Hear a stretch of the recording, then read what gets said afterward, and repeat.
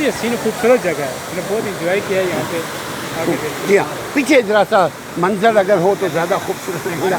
तो आप इसको बेहतर कैसे करें प्यारे भाई?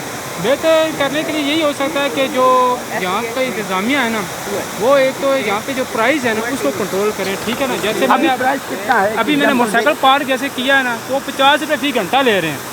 हाँ, 50 रुपये फ़ी घंटा पार्किंग का। वो मैंने बात भी की है, मैंने कहा ये कहीं भी है ऐसा रेट नहीं है, लेकिन आप पूरा दिन भी खड़े करेंगे तो 15 से 20 रुपये है।